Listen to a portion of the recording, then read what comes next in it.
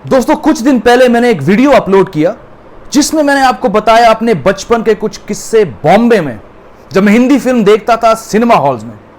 आज मैं बताऊंगा आपको उन दिनों के बारे में जब मैं मसूरी में था और कैसे वहां पर मैं और मेरे दोस्त फिल्म देखते थे। अब दोस्तों, बॉम्बे और मसूरी में ऑब्वियसली बहुत फर्क है, मगर आज हम बात करेंगे सिर्फ फिल्म्स की। 90s के मसूरी में सिर्फ 3 सिनेमा हॉल्स थे, पिक्चर पैलेस, रियल्टो और वासु। ये उन दिनों की बात है जब मैं बॉम्बे से गर्मियों की छुट्टी में मसूरी जाता था और फिर जब मैं 1995 में मसूरी के एक बोर्डिंग स्कूल में चला गया। जैसे कि आप समझ सकते हैं, उन दिनों थिएटर के अलावा आप सिर्फ VHS पे फिल्में देख सकते थे। तो 1992 और 1995 के बीच जब मैं अपनी मदर और बहन के साथ गर्मियों की छुट्टी में हमारे मसूरी वाले घर जाते थे तो फिल्म देखने का ऑप्शन एक ही था, मार्केट से VHS ले आना। अब दोस्तों, 1992 के छुट्टियों में कुछ समय के लिए मैं और मेरी छोटी बहन मेरे अंकल के साथ रहे मसूरी में, और उनके पास समहाउ रेंट पे एक हफ्ते के लिए 3 VHS कैसेट्स थे, शोले, पाकीज़ा और फूल और कांटे। मैंने शोले 2 बार देखी एक हफ्ते में और फूल और कांटे 3 बार। पाकीज़ा तो शायद मैं बस 20-25 मिनट ही देख पाया और उसके बाद मैंने कहा भाई मुझसे नहीं होगा। अब यहां से सिलसिला शुरू हुआ VHS रेंट पे लेने का। हमारा घर लैंडावर में है जो कि मसूरी के एक तरफ है, और वहां से मेन मार्केट, मेन बाजार कुछ 4 किलोमीटर की दूरी पे है पैदल। तो समर्स की छुट्टियों के समय मैं और मेरे 2-3 दोस्त हर हफ्ते जाते थे मार्केट 2-3 VHS टेप्स रेंट के लिए लेने। मेरी मदर इतना अलाउ करती थी हमें ब्रेक में कि जाओ 2-3 VHS टेप्स ले आओ हर फ्राइडे, और 2 दिन बाद मंडे को वापस लेके जाओ। यह हम बच्चों के लिए बड़ी बात थी। उस समय हमारे मसूरी वाले घर पे अखबार नहीं आते थे, तो टीवी पे जो भी गाने आते थे या एड्स आते थे, हम वही फिल्म देखने के लिए एक्साइटेड होते थे। हॉल में देखना तो बहुत रेयर था उस समय मसूरी में। तो हर फ्राइडे मैं और मेरा बचपन का यार विनोद मार्केट जाते थे बाजार में, और 3 दुकानों पे VHS टेप्स के लिए जाते थे, टिंकी, गोयल और धोबी की दुकान। जी हां, लैंडावर क्लॉक टावर के सामने एक धोबी की दुकान थी जो कि VHS और ऑडियो टेप्स किराए पे भी देते थे। तो दोस्तों, इन 3 दुकानों में जिसके पास सबसे लेटेस्ट फिल्म थी, हम वहां से VHS लाते थे। शायद 20 या 25 रुपए लेते थे उस वक्त हर VHS की। बहुत डिमांड थी लेटेस्ट हिंदी और इंग्लिश फिल्म्स की। पायरेटेड कॉपीज बहुत थी उस जमाने में, आपको जल्दी पहुंचना पड़ता था मार्केट लेटेस्ट फिल्म रिलीज लेने के लिए टेप पे। और क्योंकि हमारा घर लैंडावर से सबसे आखिरी स्टेट में था, तो जो मार्केट के रहने वाले थे और आसपास के लोग थे, वो सबसे पहले जो है टेप्स रेंट कर लेते थे। अब क्या होता है कि समय के साथ थोड़ी बहुत सेटिंग हो गई दुकानदारों के साथ, बट बाय एंड लार्ज हमें काफी वेट करना पड़ता था लेटेस्ट मूवीज के VHS के लिए।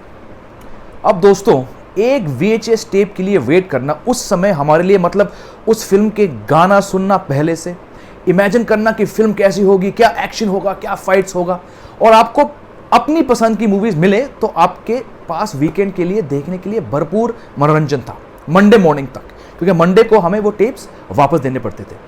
तो बहुत बार हम दोस्तों ने एक ही फिल्म 3 बार देख ली वीकेंड में। मुझे याद है खिलाड़ी, मोहरा, आतिश, बाजीगर, जो जीता वही सिकंदर, डर, सर, मुकाबला, विश्वात्मा, 100 डेज, बहुत सारी फिल्में मुझे याद आती हैं।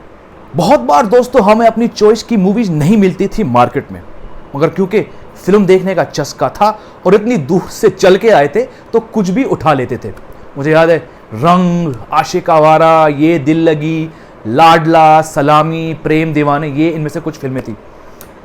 एक बार मुझे याद है, मुझे और मेरे दोस्तों को वक्त हमारा है देखना था और VHS आने का बड़ी बेसब्री से इंतजार कर रहे थे। 2-3 बार तो बाजार जाके हम निराश हुए कि उस फिल्म की VHS कोई और रेंट पे ले गया था। फिर एक दिन खबर आई कि टेप वापस आ चुकी है, वक्त हमारा है का, और हमें फ्राइडे को मिल जाएगी। 2-3 दिन तक हमने उस फिल्म को देखने की तैयारी की, और फ्राइडे आया तो हम गए धोबी की दुकान पे, और काउंटर के पीछे बैठे हुए बंदे ने कहा कि सर वो वीडियो तो नहीं है, आप एक और फिल्म देख लो, बहुत चल रही है। और उस बंदे ने हमें संग्राम फिल्म की VHS थमा दिया।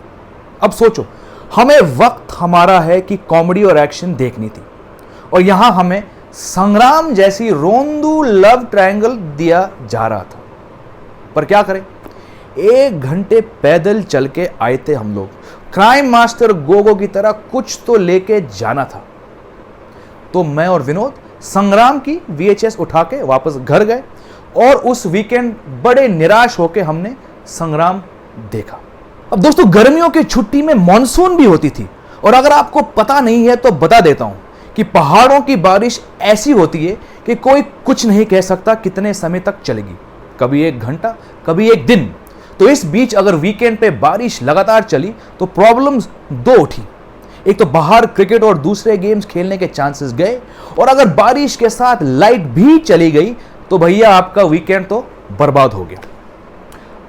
और फिर दोस्तों 1995 में मैं बॉम्बे छोड़ के मसूरी के एक हॉस्टल चला गया था। वहां हॉस्टल में कभी हिंदी फिल्म्स नहीं दिखाई जाती थी, और मॉल रोड में अगर आपको फिल्म देखनी थी तो वो सिर्फ स्कूल के शैपरोन, मतलब स्कूल के प्रोग्राम के तौर पे आप वो फिल्म देख सकते थे। लेकिन मेरा एक फायदा था दोस्तों, मेरे फैमिली का घर मसूरी में था, तो मैं वीकेंड्स को हॉस्टल से निकल के अपने नॉन स्कूल दोस्तों के साथ VHS पे फिल्म देख सकता था। और 1995 में कुछ 4 महीने के लिए मेरे फादर मसूरी आए एक्टिंग से ब्रेक लेने के लिए। वो उस समय दूरदर्शन के लिए इतने सीरियल्स कर रहे थे, साथ में इतनी मूवीज, कि उन्हें कुछ समय के लिए ब्रेक चाहिए था अपनी बॉडी को रिचार्ज करने के लिए, खुली सांस लेने के लिए, और कुछ थोड़ी सी राइटिंग करने के लिए। अब दोस्तों, उन 4 महीने के लिए मेरे फादर ने मुझे हॉस्टल से निकाल के अपने साथ रखा अपने घर पे।